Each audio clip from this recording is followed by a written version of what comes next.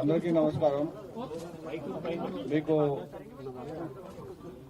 తెలిసిన విషయమే, last 3 days నుంచి ఆంధ్రప్రదేశ్లో ఆపరేషన్ సంభవ్ లాంచ్ చేశాము. ఆ ఆపరేషన్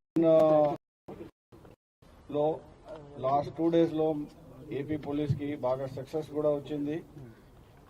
2 ఎన్కౌంటర్స్ అయినాయి. ఒక ఎన్కౌంటర్లో మాడవి హిడ్మా వాళ్ళ అసోసియేట్స్, 2 ఎన్కౌంటర్లో టెక్ శంకర్ ఆయన associates, total 13 members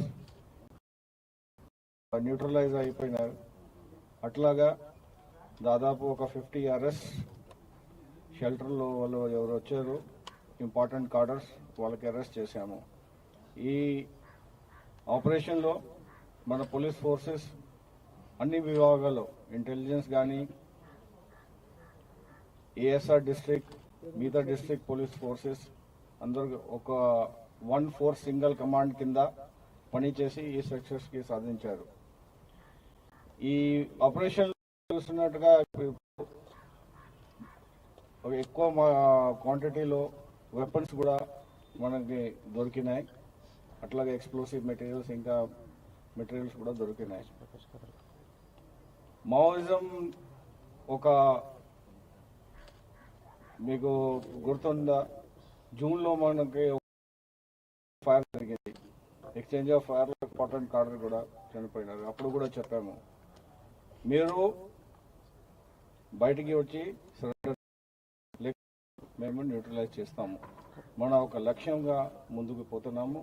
government of India మనకి ఒక టార్గెట్ ఇచ్చింది మార్చ్ 26లో.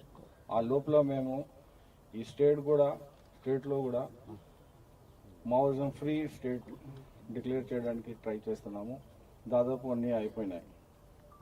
సో ఈ విధంగా నేను నా ఫోర్సెస్కి, మీ ప్రజలకి అందరికీ థ్యాంక్స్ చెప్తున్నాము.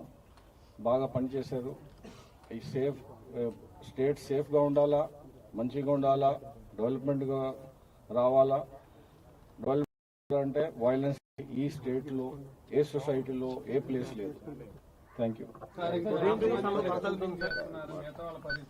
అది ఆపరేషన్ డీటెయిల్స్ చెప్పము ఎవరికి ఇక్కడ. మీరు అడగకూడదు, నేను చెప్పకూడదు. ఆపరేషన్ కంటిన్యూ అవుతుందా సార్? ఆపరేషన్ కంటిన్యూ అవుతుంది. ఇంకా ఎవరైనా మైదాన ప్రాంతంలో ఉన్నట్టుగా ఏమైనా? అది నేను ఆపరేషన్ డీటెయిల్స్ ఎవరికి చెప్పము.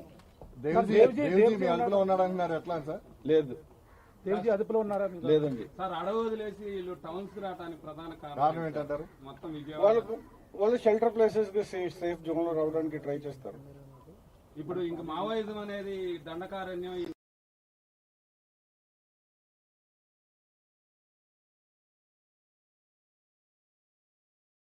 చేస్తున్నారు. ఏపీలో మావోయిస్టులు లేనట్టేనా సార్? మీరు చెప్పొచ్చు. సార్ ఒకసారి అలా ఉంది. అనిల్ కేబుల్ తీసే. Okay, thank you. Anil cable తీసే.